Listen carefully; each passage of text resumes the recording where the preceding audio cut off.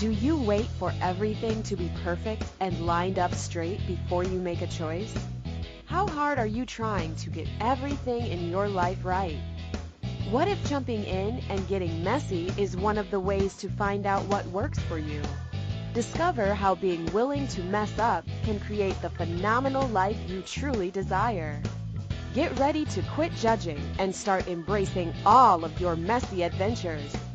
Now, here's your host, self-declared messy living expert, Petrina Fava. Hello and welcome to Messy Adventures in Living. I am your host, Petrina Fava. Thank you for joining us today, wherever you are in the world, whenever you are in the world. Messy Adventures in Living is a radio show all about not judging your choices and not waiting for everything to be perfect to begin living. Would you like some of that today? We are going to talk about something very interesting that is often quite messy and lots of jumping in and seeing what your choices create. We're talking about parenting today, and we're specifically talking about how to be a bad parent. Why in the world would anyone want to be a bad parent? Well, before we get into that, I would like to tell you a little bit about me if you've never joined us before. My name is Petrina. I am a whole bunch of different things. I do a whole bunch of different things. I be a whole bunch of different things in the world. One of them is that I am a mom of 3 very cool kids. They are 12, 9, and 5. I'm also a registered nurse. I work in pediatric nursing here in Toronto. I have been nursing for 19 years. I get to learn all about kids and parents in that job as well. Lots of fun. I am a access consciousness bars and access facilitator. I use the tools of this modality called access consciousness in my life to change things for me and to create my life. And I also teach this body process. I also facilitate and classes and have private sessions with people. I also create my own line of natural body products called Naturally Happy Body, which you could find at naturallyhappybody.com. And I'm also an author. Can't forget about that. I'm also an author. I have written in 3 books. One of them is called Creations, Conscious Fertility, Conception, Pregnancy, and Birth. And the other one is called Possibilities in Parenting. And also I have written in Releasing Judgment. So creation, parenting, judgment, perfect for our topic today. You can check out those books at Amazon.com.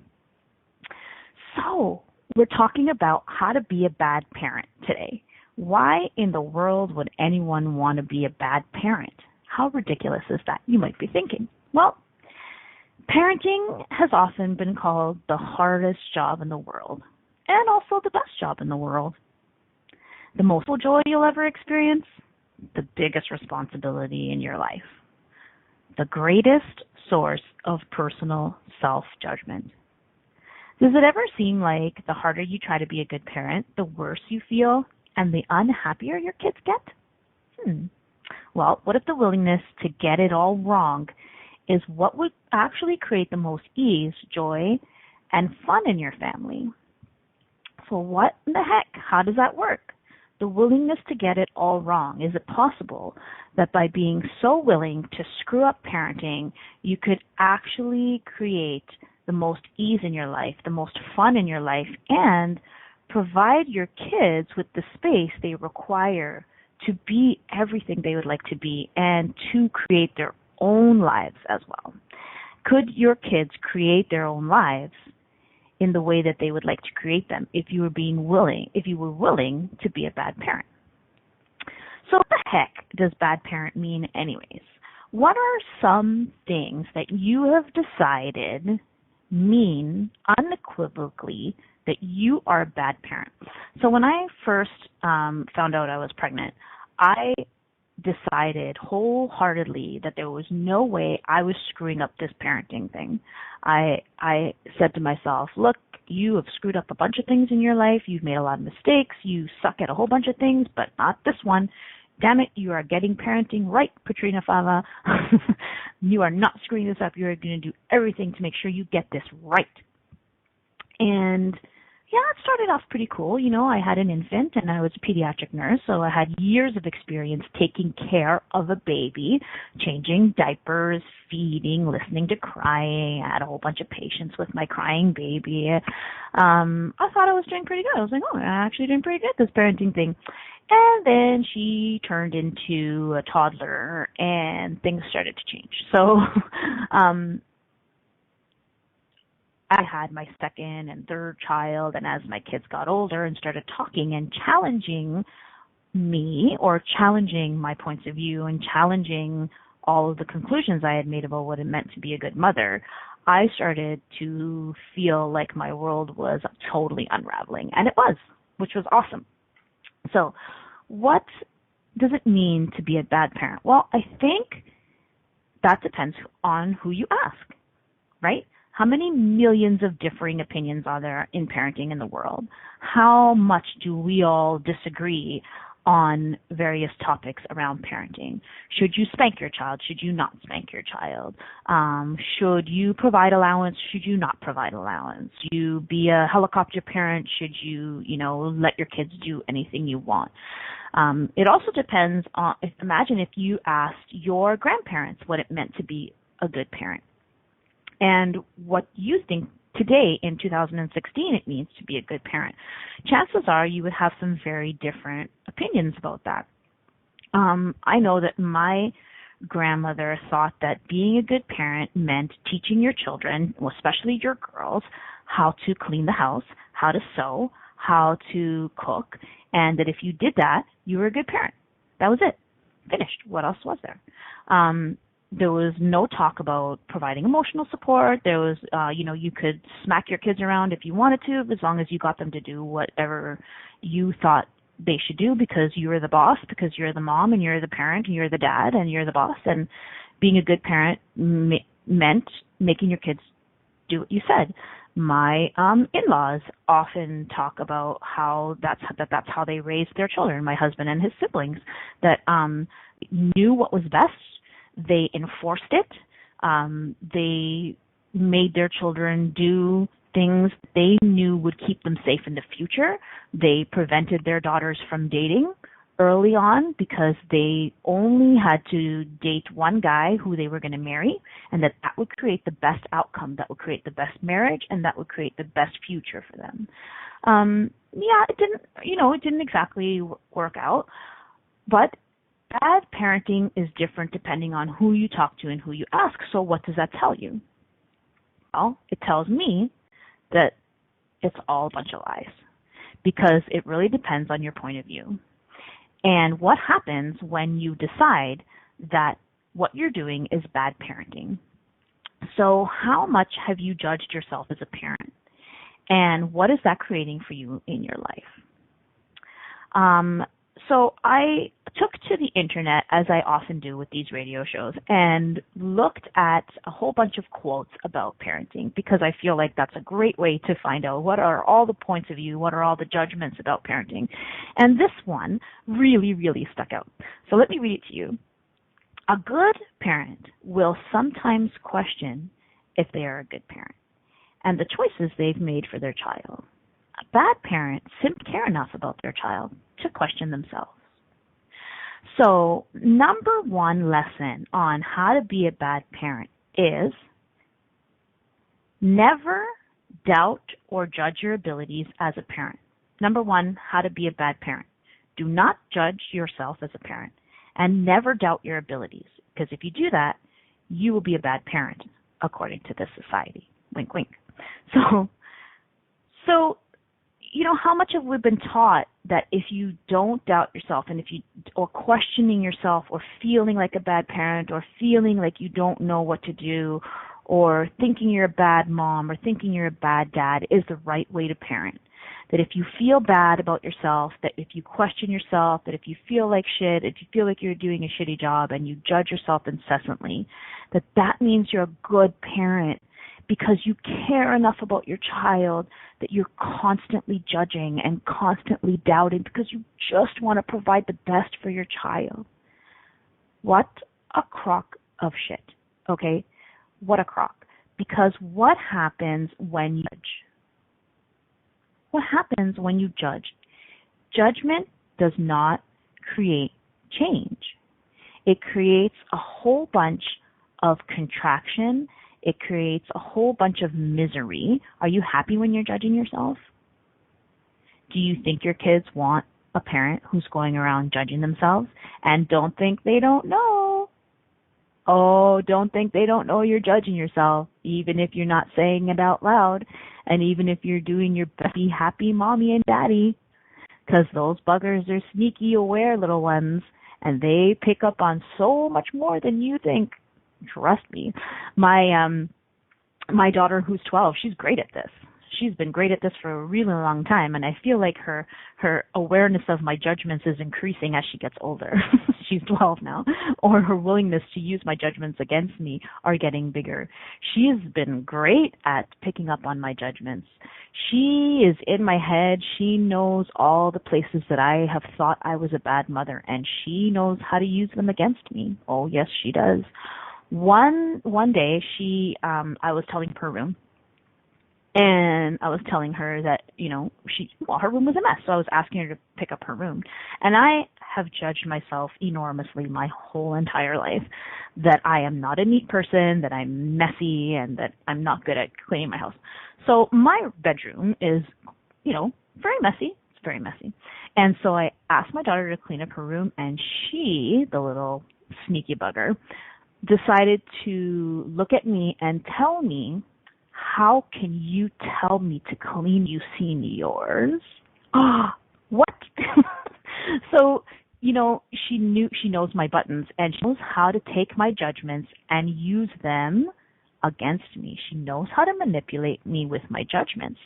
So please be aware, your kids are very, very, very, very, very psychic and aware, and they know how much you judge yourself, even if you're not saying it.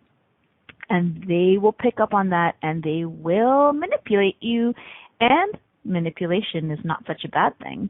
But be aware that if you judge yourself, your kids know what's going on in your universe. And what's that creating? What's that creating for you? What's that creating for them? Judgment does not create change. Choice creates change. If you're judging something, you can't change it. But we don't know that. We haven't learned that. We have learned to judge ourselves into change. And we do that a lot with parenting. If we judge ourselves enough, if we think we're doing a horrible job at parenting, that will result in better parenting. So, bad parenting lesson number 1. Do not doubt your abilities as a parent. And then you can be a bad parent. Okay, so why? Why are we willing to be bad parents? Why am I suggesting this? Why should we be willing to be bad parents? Don't we want to be good parents? Don't we want to provide our children with the best? Well, have you ever heard the idea that what you resist persists? And so if you are resisting so much being a bad parent, are you in fact creating more bad parenting, more of those things that you've decided are bad parenting practices? If you drop the idea of bad parenting, and if you would be willing to be vulnerable and lower your barriers and allow yourself to be a bad parent and allow yourself to be judged as a bad parent, then you can actually have something called awareness of what's required. And then you can choose your action based on an awareness of what's required for your child. But you can't do that if you have a judgment about being a bad parent in the way. You can't have awareness and judgment at the same time. It does not work. If you judge, you can't know everything that's really possible, and you can't know what's required because the judgment is like a smoke screen in front of you. You can't see what's really required.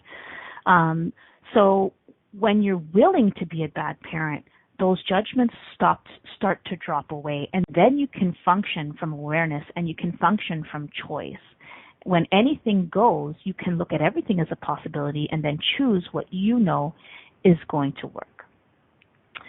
So we are going to go to break, and then we are going to talk a little bit about what's happening in the chat room. If you would like to join the conversation, by the way, it's lots of fun to play in the chat room. You can go to a2zen.fm and click on the link on the upper right-hand corner where it says chat room. You can type in a little a name for yourself, real or fictional, and then come and play and type your question or your comments in the chat room. You can also call in and talk with us as well, and the numbers, I think, are on the commercials. Anyways, we are going to break. Stay tuned. This is Messy Adventures in Living, and we are talking about how to be a bad parent. We'll be right back. Do you wait until all the traffic lights are green before you get in your car? Of course you don't. Are you waiting until you have everything perfect to begin living? Most of us have learned not to take any steps until we have all the information to make the right choice. What if the opposite is true? What if it's choice that creates awareness? Are you willing to make lots of messy choices so you can begin to see the possibilities that you didn't even think existed? Listen for Messy Adventures in Living radio show with self-declared messy living expert Petrina Fava every Monday at 9 a.m. Eastern Standard Time, 8 Central, 7 Mountain, and 6 Pacific on a2zen.fm. How much more expansive would your life be if you were willing to get messy with your choices?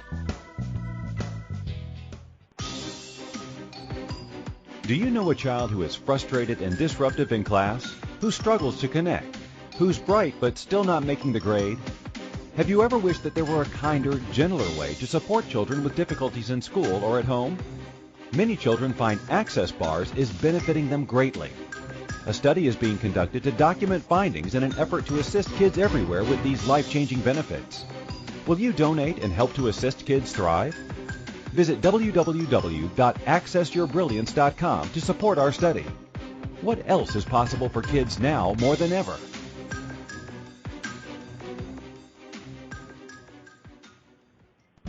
You're listening to Messy Adventures in Living with Petrina Fava. To participate in today's show, please call in the U.S. 815-880-8255. In Canada, 613-800-8736. In the UK, 033-0001-0625. Or you can Skype us at a2zen.fm. You can also ask questions or comment by email by sending to Petrina at petrinafava.com. Now, here's Petrina with more Messy Adventures. Welcome back to Messy Adventures in Living. I'm your host, Petrina Fava. Thanks for joining us. We're talking about how to be a bad parent today. In case you searched the internet for lessons on how to be a bad parent and didn't find any, you came to the right place today. So why in the world are we talking about how to be a bad parent, and why in the world would I encourage anyone to be a bad parent? So I'm actually, what I am suggesting is that the willingness to be a bad parent is what can actually create awesome parenting. Often think that judging ourselves into being something is what's going to create it. If I judge myself harshly enough, I will be a better person. If I judge my parenting, I will be a better parent. So what the heck does good parent mean? And by the way, judgment never creates anything except crap. So we were talking before we left. Sorry. I was just looking in the chat room, and one of our participants just mentioned that what I was talking about my daughter and how she told me that I should go look at my own messy room before I tell her to clean hers. Sneaky little bugger. Eleanor in the chat room is saying, isn't that also a case of do as I say and not as I do? And yeah, so how much do we use that do as I say, not as I do, isn't that such a bad parenting tactic? You should not tell your kids to do something you are not doing yourself. That's bad parenting, right? That's hypocritical. how can I tell my daughter to clean my room when my room is a mess? So let's look at that. So, are you willing to be a hypocritical parent? Would you be willing to be a total hypocrite and suggest something to your child that you are not being? I'm not saying that you have to choose these things, but if you resist being a hypocritical parent, you end up creating that. What you resist persists because you create it in your world. Every time you resist something, it locks that thing in more and more and more. And when you lower your barriers and you're willing to be that thing, often that's what begins to create the change. When we put walls up to all these things that we don't want to be, we end up creating it. So would you be willing to be a hypocritical parent? And everything that brings up for you, and everywhere you're unwilling to be a hypocritical parent, will you please destroy and uncreate all that?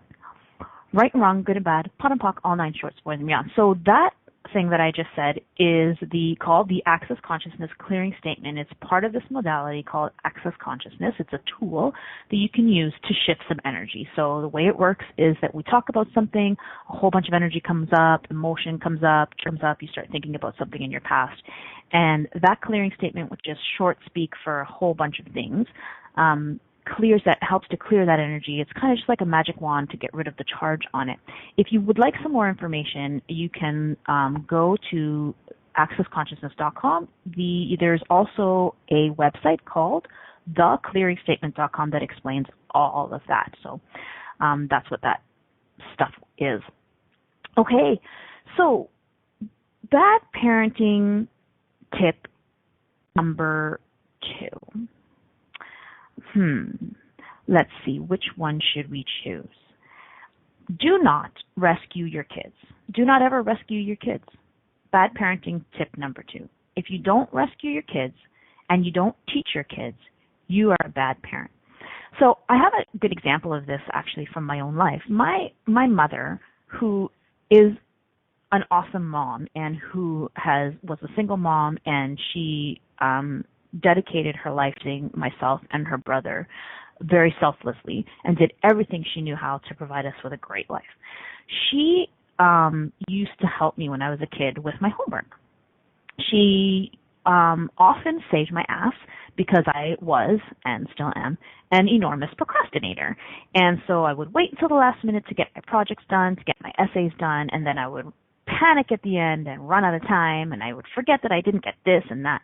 And my mom would totally come and fly in and save my butt. She would tie stuff up.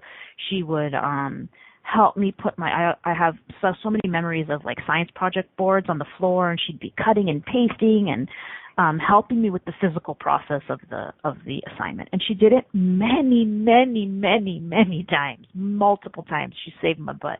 And I did great, and had got good grades on these assignments. And she, in her mind, this is what she knew. This is how she thought it would be great to help me. This is how she showed her love. This is how she supported me in creating a future for myself. She rescued me all the time. And I am grateful that she did that. I also see where, in lots of ways, that was not kind. And it was not actually a contribution in many ways. Am I completely screwed up because of it? No. Was she a bad parent because she did it? No. But what I'm saying is that she may have had a judgment, I don't know, that if she didn't do it, she was a bad parent. And that if she didn't help me get good grades, she was a bad parent. And in a lot of ways, letting me fail, in air quotes, could have also contributed enormously to my life. Because what happened was, when I graduated from high school and I went to university, and it was a lot harder for her to save my ass because I was studying nursing, and she still continued to do it, but I hadn't developed good study habits. There was a lot of reasons why just letting me screw up, air quotes, could have also contributed enormously to my life. So, where have we decided that we need to rescue our children in order to provide them with the greatest future. And education is one of these things that we have a lot of conclusions that we have to do everything in our power to provide the possibility for a very good education, and so that our kids can get good grades, and so that then they can have a wonderful job, and then by having a wonderful job that pays well and that's stable, that then they're set for life. And is that always true? What about other things? What about other awarenesses that you get from your choices? So what if allowing your children to choose is what is teaching them that choice creates? Do we need to set up our kids for success? Or what if instead we could show them that their choices create their lives? Because isn't that the truth? What creates your life? Does your biology create your life? Does your past create your life? Do your parents create your life? Your choices create your life. And wouldn't it be awesome if we could show our kids that their choices create? And then the stickler with that one is that we need to let them make their choices, and that is often where it becomes really uncomfortable. So everywhere you have decided that it's your job to rescue your children, everywhere you've decided that it's your job to set up your kids for a fantastic life, can you please destroy and uncreate all of that bullcrap? Right, wrong, good and bad, pot and pock, all 9 shorts, boys and beyonds. So, Christine in the chat room, I totally let my kids screw up all the time. Awesome. How does it get better than that? And it's totally expanded their lives. Yes, of course. So my friend Christine in the chat room has actually told me a whole bunch of stories about her kids and her parenting. And one of the other judgments I think that I have had about parenting myself, and this is based on my own childhood, is that so here let's do bad parenting tip number 3. Bad parenting tip number 3: don't provide a stable home for your child. So what does that mean? So I was talking to my good friend Christine one day about how I wanted to move and how I thought that I was very hesitant because I thought that that was going to really screw up my kids and it was going to disrupt their lives. They've been at this school now for a really long time and they were going to not make friends. And really, my point of view, my judgments were 100% based on my own childhood, because when I turned 12 or 13, I was in grade 7, my family moved. And what happened was I went from being this really outgoing person to suddenly being the new kid and feeling extremely judged, and something happened, or I chose to shrink into myself and become this wallflower. And I, for many years, looked at that and not blamed my mom at all, but just I thought that it was because I moved and that was the fault of that event in my life. And so now that I am considering the possibility of moving neighborhoods and taking my kids out of their school, I have this very colored judgment about what that is going to be for my kids. And I was having this conversation with my friend Christine, and she told me that her kids actually said to her, "Hey, Mom, you know what?" She was telling me that she moved a lot when she was a mom. They moved houses and moved neighborhoods several times, and that her kids said to her, "You know what, Mom? Actually, thanks for doing that, because we are so good at making new friends now, and we can relocate all the time with no problem and make new friends. And we learned so much from moving, and it had been such a contribution to our lives to move from one place to the next." And her kids actually live all over the world now, and have so much ease with change. So, how much do we keep kids from change? How much have we decided that we're bad parents if we don't provide stability for our kids? And what if that's not true? What if it's such a gift what if showing our kids how to change is an enormous gift to them, to their future? Because what doesn't change, right? Everything changes. Change is constant. So how much of a lie is it that children require stability? And what a gift could it be to show our kids that they can they can go with the flow, and they can deal with change, and they can make new friends, and that no matter what life throws at them, no matter what come upon, they can always create their lives, and they can deal with change with no problem. So yeah, thanks, Christine, for that awesome conversation. I have it in my mind all the time. So sorry, thank you, Rhonda, in the chat. Just in case you're wondering who I'm talking to, they are the people who are playing with me in the chat room. So what have we considered stability? What is stability? We have judgments about what it means to be stable, that our homes should never move, that our family life should always be the same, that we should have routine, that we should always be having dinner at the table. So we are going to go to break. You're listening to Messy Adventures in Living. We're talking about how to be a bad parent today. And I'm your host, Petrina Fava. Don't go anywhere. We'll be right back. Do you wait until all the traffic lights are green before you get in your car? Of course you don't. Are you waiting until you have everything perfect to begin living? Most of us have learned not to take any steps until we have all the information to make the right choice. What if the opposite is true? What if it's choice that creates awareness? Are you willing to make lots of messy choices so you can begin to see the possibilities that you didn't even think existed? Listen for Messy Adventures in Living radio show with self-declared messy living expert Petrina Fava every Monday at 9 a.m. Eastern Standard Time, 8 Central, 7 Mountain, and 6 Pacific on a2zen.fm. How much more expansive would your life be if you were willing to get messy with your choices? What if there's nothing wrong with you? What if you're far greater than you've ever given yourself credit for? What if it's time to know the gift and the contribution you are to the world and to like yourself a lot more? Hi, my name is Dane here. 13 years ago, I started to truly ask questions. Actually, I started to be the question, and everything changed for me. Asking questions opens doors to infinite possibilities.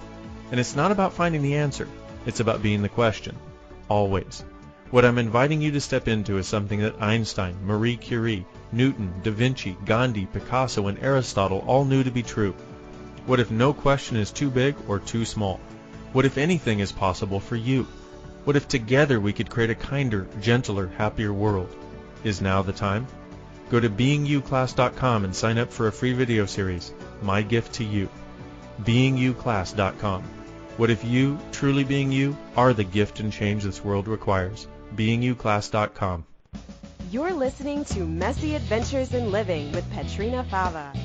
To participate in today's show, please call in the U.S. 815-880-8255. In Canada, 613-800-8736. In the UK, 033-0001-0625. Or you can Skype us at a2zen.fm. You can also ask questions or comment by email by sending to Petrina at petrinafava.com. Now, here's Petrina with more Messy Adventures. Welcome back to Messy Adventures in Living. I'm your host, Petrina Fava, and you are listening to How to Be a Bad Parent today.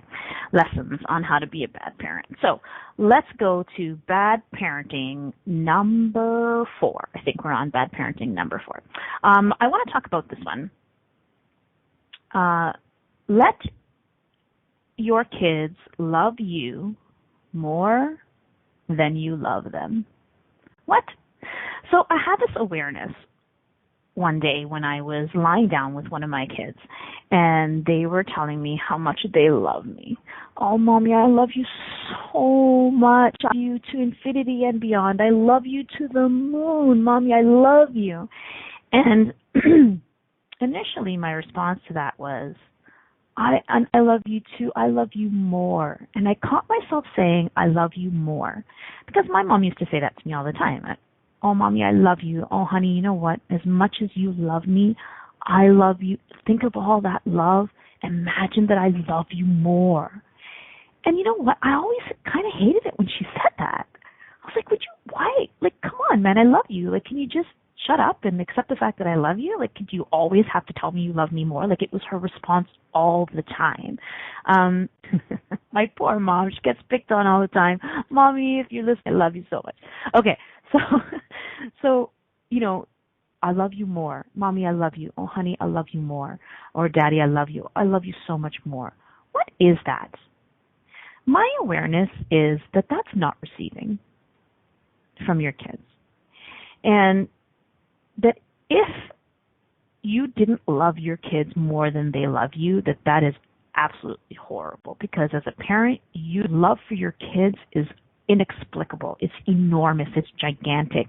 And children can't possibly understand the love of a parent. That's another thing that we hear often. You'll never know what it means to love until you become wait till you have your own kids. Then you'll understand. And when our kids tell us they love us and we tell them we love them more because we think that if we don't, we're a bad parent, what are we receiving? Are we receiving from them? And you know what I've started doing? When my kids tell me they love me, I say thank you. And I say, thank you so much for loving me. I love your love. Oh, I love your love. Thank you for loving me. And then I say, I love you too. There's nothing wrong with saying I love you too to your kids. But this energy of I love you more is so much like a negation or a dishonoring or like a not receiving of their love. So if you want to be a bad parent, definitely love your kids. Let your kids love you more than you love them. Just let them love you more. What are we not willing to receive from our kids? And it's so often it's because we have this point of view that our job as parents is to teach our kids and to love them love them so much and to teach them about reality. And what if that's not true? What if part of being a parent, and an enormous part of being a parent, is receiving your children? Receiving them exactly for who they are and receiving the gifts that they have. Because you know what, guys? They have a lot of gifts to give us. They have a lot of things to show us. Is it possible that our job is not to teach our kids and not to set them up for life? Is it possible that actually our role as parents, or not even, it doesn't even have to be a role, it's, what if we're put together with these other beings to receive from each other and to enhance each other's lives and to contribute to each other's lives? Yes, your kids can contribute to your life if you let them. If you let them. I guess we can have bad parenting 205, let your kids contribute to your life. So actually, I'd like to read a paragraph from my chapter in Possibilities in Parenting that talks a little bit about this. So it goes like this. What if we're not here to teach our children anything? What if we're not here to mold them, set them up for a good life, or even help them be good people? What if we could receive the gift they are exactly as they are, with absolutely no point of view about how or what they should do? What kind of future could be created by a generation of people who, as children, were acknowledged for everything they knew and whose gifts were fully received by those around them? What if this next generation of people could be the kind of people who knew their gifts and who owned their gifts and were willing to use them to change the world? Maybe kids don't need us to teach them how to be or to teach them how to have a good life, because all we're doing is perpetuating and duplicating more of the same. If we show them how to be everything they can be with no judgment of what that's supposed to look like, and that's the key there, because the judgments are sneaky and they're conclusions, and when you conclude and you judge, you're not creating greater. You're creating more of the same. So if we want to raise a generation of kids that are going to create this world as greater, we need to allow them to do it in the way that they know and not in the way that we think it should be done. So, what's happening in the chat room? Rhonda, now I say to Bowen, thank you when he says he loves me. I've stopped saying I love you too. It's been such an automatic response. Exactly, yeah. All these things that we think are the right things to say to our kids. It's great to be willing to receive from your children, even if that's thought of as bad parenting. Okay, so bad parenting tool number, where are we? I don't know, number 6. So I was at church, not today, yesterday. I was at a Roman Catholic Mass, and the priest talked about pelicans. And I did not know this before. And that pelicans are often used as symbols in the church. And the reason that pelicans are used is because, actually have something right here. Okay, I'm going to read from something I found online. So the symbolism of the mother pelican, as I'm reading this, pay attention to your body and see what this is like for you, if it creates a contraction in your body or if it actually creates a lot of space and lightness, okay? The symbolism of the mother pelican feeding her little baby pelicans is rooted in ancient legend which preceded Christianity. The legend was that in time of famine, the mother pelican wounded herself, striking her breast with the beak to feed her young with her blood to prevent starvation. And another version of this legend was that the mother fed her dying with her own blood to revive them from death, but in turn lost her own life. Okay, wow. So I don't know about you, but that is extremely contractive in my world. Yeah, oh my God, right? So the pelican is pecking at her own breast and drawing blood and feeding the children with her own body, and in the end sacrifices her own life. And the idea is that this is love, that this is that sacrifices love. In Christianity, right? Jesus died on the cross for us. He sacrificed his life for us, and this is equated often in parenting as love. Okay, so bad parenting tool number 6. Never sacrifice your happiness for your children. And then you can be a bad parent. So we often think that this is a huge part of parenting. Parenting is a sacrifice. Of course, you sacrifice your happiness for your children because you love them so much that you would do anything for them, even if it means giving up everything in your life, because you want to give everything to your children, completely and without even a thought. So what does that create? And I'm not making this wrong, and I really want to look at, this is not wrong. It's not wrong to sacrifice every children. But is it true that that's what creates the greatest outcome? Honestly, come on, especially moms, and sorry, I don't mean to single out dads, but moms are so known for this, right? You push and you push and you push and you don't do anything for yourself anymore. What does that create? Are you happy when you're doing that? And everybody knows that when mama ain't happy, nobody else is happy, right? So, really, what are we creating? And could we create something so much greater if we were willing to take care of ourselves and enjoy our lives and do things for ourselves and create for ourselves?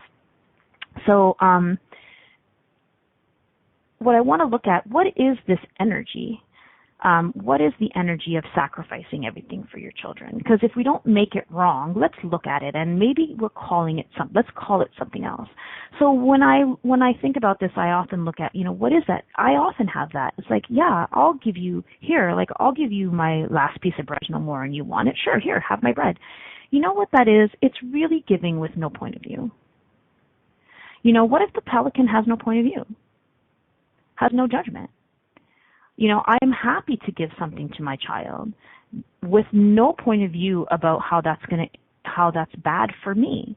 I often give to my children at the expense of myself, using air quotes. So I will give up my food for my children. Sure, here, you want that extra bread, take it. I have no point of view. I don't care. I can eat something else.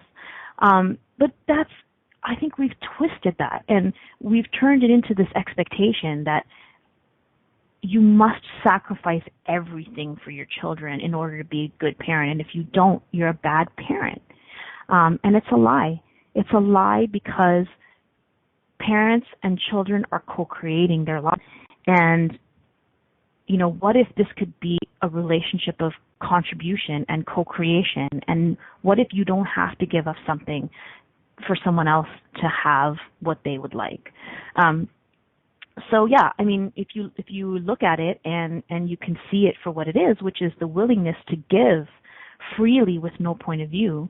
And remember, when we gift, we also receive enormously. So this relationship, this continual contribution, receiving and gifting, without the need or judgment or obligation of sacrifice. What does that word sacrifice mean to you? I mean, when I think of sacrifice, I often think of like the lamb on the altar, the killing, like the slaying. Do you have to slay yourself, for God's sake, in order for your kids to be happy? What if you being happy, and what if you creating your life is actually the greatest gift you can give your kids? Because they can see that they can create their own lives as well. So, what else? What other parenting judgments? What other bad parenting skills should we have? Let's do this one. Let's do bad parenting number 7. I think we're at. Let kids choose things that will damage them. Let your kids choose things that you know will damage them, and then you will be a very bad parent. So I mentioned it before, like, what if the greatest gift you can give your kids is showing them that choice creates, and that their choices create their lives, and that they're not at the effect of their environment, and that they're not at the effect of the world, but they're not victims, because they're not. They're powerful little buggers. So how hard is it for us to let our kids choose something that we think, or that possibly we even know, will be uncomfortable for them? And how uncomfortable is it that for us? So, what are some examples of this? Letting your kids go and move in with the other parent if you are divorced, or letting your kid, I'm talking about letting your kids run across the street and get hit by a car and then start over in their next life. Please be in the question about it. But if we have a point of view that if there's something that we think is going to damage our kids, that's our judgment, that's our conclusion, and all we're doing is projecting that on them, and we are projecting at them that they don't know enough and that we know better as parents, which is not true. Awesome. So Eleanor in the chat room, last friend picked up the dinner check and 5 minutes later won $500 in the scratch off, gifting and receiving. Right. So if we have a point of view that we're always supposed to, pay for something or let our kids, be greater than our children, then we can't receive what may come out of allowing them to choose. Awesome. So, what else? What else are some judgments that you think make you a bad parent?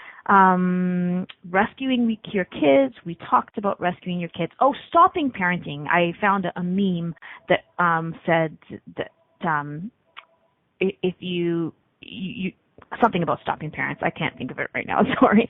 But how much do we have this idea that actually we need to continue parenting all the way until we die? And what does that mean exactly? So a lot of times I'll say to my mom, again, here we go with my mom. So a lot of times my mom will give me advice, and I welcome her advice. But I think what I would like from my own mom is that I would like to have a relationship where we are contributing to each other as people and not as parent and child. So there's this thing that she says, or she'll say like, I'm always your mom. I'm always your mom. And how much do we perpetuate that? Like, no matter what, I'm always your parent. No matter what, I'm always your parent. And if you stop parenting, then you're a bad parent. So what if as your kids get older, you can start to recognize, or not even as they get older, what if you could stop looking at your children as less than you, as this unequal relationship, as this hierarchy? What if you could acknowledge your children as beings, as infinite beings, as equal contributors? If you can acknowledge them as that, then you can have the gifting and receiving that comes with contribution. Everywhere we have decided that we have to parent until we die, even that we have to parent our adult children because that's the job of a parent. Can we just try and uncreate all that? Right, wrong, good and bad, pot and pock, all nine shorts, boys and beyonds. So is this a bit too much? Is this a little bit too much outside of the box? It might be, but I challenge you to look at all the places that you have decided you're a bad parent and ask yourself, is this true? And what's right about this that I'm not getting? What's right about me that I'm not getting? So again, I just want to look at receiving from children and not judging yourself as a parent.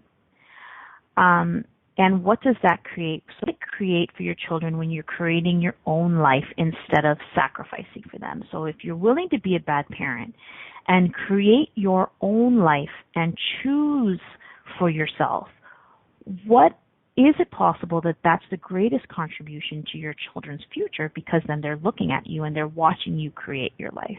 If I judge myself that I'm not a good cook and I don't cook good meals for my kids, and if I judge myself that I don't, keep a clean house, and I sacrifice my joy of creating my business, and I sacrifice the joy I have when I go to work and I have fun at work. If I take all of those things that I desire and I sacrifice them, what am I showing my children? If I'm willing to create my life, even if that means being seen as a bad parent, if I'm willing to completely create my life, what space am I making available for my children to then create their own lives, right? So what have you decided is a bad parent that actually isn't? And everything that is, will you destroy and not create it all? Right, wrong, good and bad, pot and puck, all nine shorts but beyonds. All right, people, so let's take a look. I want to read this little blurb from my chapter again. To each of my amazing children, thank you for being the catalyst I needed to take a long look at myself. Not to judge where I needed to be better for you, but to acknowledge my own magic and my own gifts, the ones that I myself had buried under years of trying to fit into this reality. I will continue to be the gift that I am to the world and expand my life in ways I may not even be dreaming of yet. I know that as I do this, you may acknowledge the amazing gift you are to the world too. As I lower my own barriers and go beyond the limitations of judgment and fear, the possibility for you to choose beyond barriers expands. Or perhaps you won't choose that for yourself, and that's okay too, because I have your back no matter what you choose. So, everything that's underneath wanting to be a good parent or being unwilling to be a bad parent is this idea that we want the best for our kids. And what if you would be willing to completely allow your kids to screw up and completely allow your kids to have a terrible life? It doesn't mean that they're going to choose it, and it doesn't mean that you have to like it. But when you have the willingness to allow something to be, then that is often when the space of possibility opens up, and allow for choice and allow for awareness instead of contraction, and building your life based on expectation instead of choice. So how much have we learned that as parents we should be teaching our kids how to have a life? And what if by creating your own life, you are opening the space for your children to create their lives? So thanks for joining me, all of you bad parents. And I invite you to allow yourself to be a bad parent and to create and be the space of possibility for your children, and invite them to be that space too. What can you create in your family if you're willing to be a bad parent? What can you choose? See you next week. Thanks for playing with us on Messy Adventures in Living. Petrina Fava will return next Monday at 9 a.m. Eastern Standard Time, 8 a.m. Central, 7 a.m. Mountain, and 6 a.m. Pacific on a2zen.fm. We'd love to have you join us again. Until then, have fun creating your phenomenal life. mess and all.